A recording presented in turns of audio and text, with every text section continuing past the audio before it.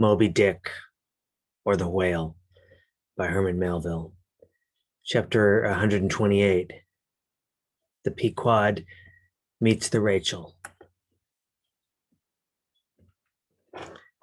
Next day, a large ship, the Rachel, was descried, bearing directly down upon the Pequod, all her spars thickly clustering with men. At the time, the Pequod was making good speed through the water. But as the broad-winged windward stranger shot nigh to her, the boastful sails all fell together as blank bladders that are burst, and all life fled from the smitten hull. "Bad news. She brings bad news," muttered the old Manxman. But ere her commander, who with trumpet to mouth stood up in his boat, ere he could hopefully hail, Ahab's voice was heard. "Hast seen the white whale?" "Aye, yesterday. Have ye seen a whale boat adrift?" Throttling his joy, Ahab negatively answered the unexpected question, and would then have fain boarded the stranger, when the stranger captain himself, having stopped his vessel's way, was seen descending her side. A few keen pulls and his boat hook soon clinched the Pequod's main chains, and he sprang to the deck. Immediately, he was recognized by Ahab for a Nantucketer that he knew, but no formal salutation was exchanged. "Where was he?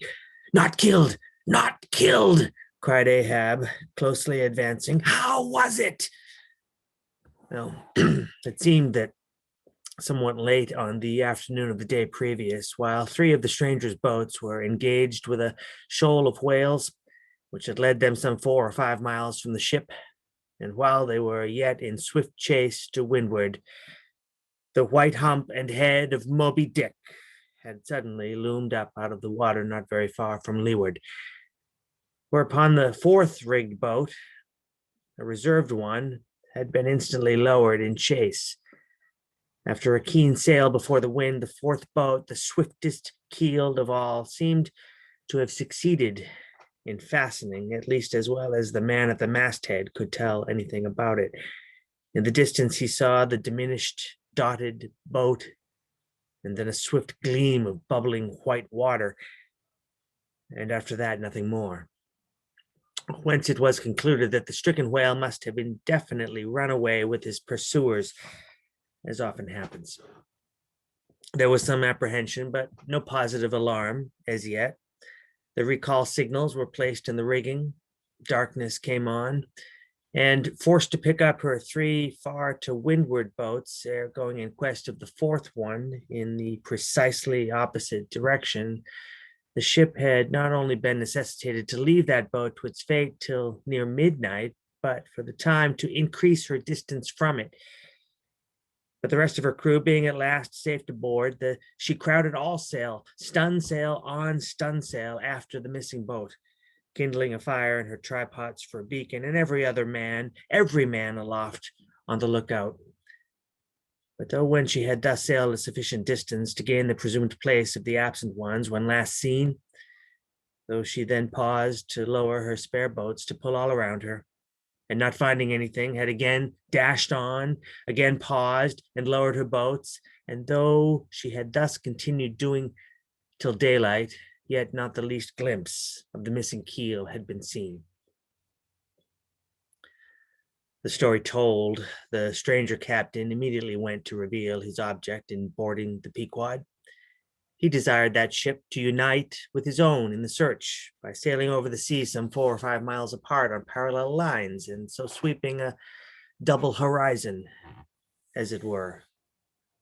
"I will wager something now," whispered Stubb to Flask, "that someone in that missing boat wore off that captain's best coat, mayhap his watch. He's so cursed anxious to get it back. Who ever heard of 2 pious whale ships cruising after one missing whaleboat in the height of the whaling season? See, Flask, only see how pale he looks, pale in the very buttons of his eyes. Look, it wasn't the coat. It must have been My boy, my own boy is among them. For God's sake, I beg, I conjure, here exclaimed the stranger captain to Ahab, who thus far had been icily receiving the petition. For 48 hours, let me charter your ship. I will gladly pay for it and roundly pay for it, if there be no other way. For 48 hours only that you must, oh, you must, and you shall do this thing. His son, cried Stubb. Oh, it's his son he's lost. I take back the coat and watch. What says Ahab? We must save that boy. He's drowned with the rest of them last night, said the old Manx sailor standing behind them. I heard. All of you heard their spirits. Now, as it shortly turned out, what made this incident of the Rachels the more melancholy was the circumstance that not only was one of the captain's sons among the number of the missing boat's crew, but among the number of the other boat's crews at the same time, but on the other hand, separated from the ship during the dark vicissitudes of the chase, there had been still another son, as that for a time the wretched father was plunged to the bottom of the cruelest perplexity, which was only solved for him by his chief mates instinctively adopting the ordinary procedure of a whale ship in such emergencies, that is, when placed between jeopardized but divided boats, always to pick up the majority first. But the captain, for some unknown constitutional reason, had refrained from mentioning all this, and not till forced to it by Ahab's iciness did he allude to his one yet missing boy, a little lad, but 12 years old, whose father, with the earnest but unmisgiving hardihood of a Nantucketer's paternal love, had thus early sought to initiate him in the perils and wonders of a vocation almost immemorially the destiny of all his race. Nor does it unfrequently occur that Nantucket captains will send a son of such tender age away from them for a protracted 3 or 4 years' voyage in some other ship than their own, so that their first knowledge of a whaleman's career shall be unenervated by any chance display of a father's natural but untimely partiality or undue apprehensiveness and concern. Well, meantime, now the stranger was still beseeching his poor boon of Ahab, and Ahab still stood like an anvil, receiving every shock, but without the least quivering of his own. I will not go, said the stranger, till you say aye to me. Do to me as you would have me do to you in the like case, for you too have a boy, Captain Ahab, though but a child, and nestling safely at home now, a child of your old age too. Yes, you relent. I see it. Run, men, now, and stand by to square in the yards. Avast! Cried Ahab. Touch not a rope yarn.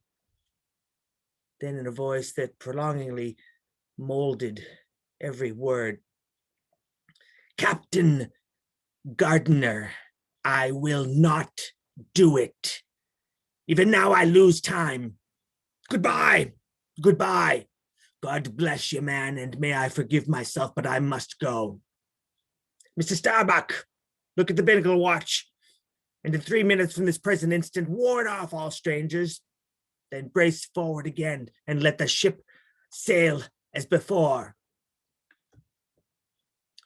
Hurriedly turning with an averted face, he descended into his cabin, leaving the strange captain transfixed at this unconditional and utter rejection of his so earnest suit. But starting from his enchantment, Gardiner silently hurried to the side, more fell than stepped into his boat and returned to his ship.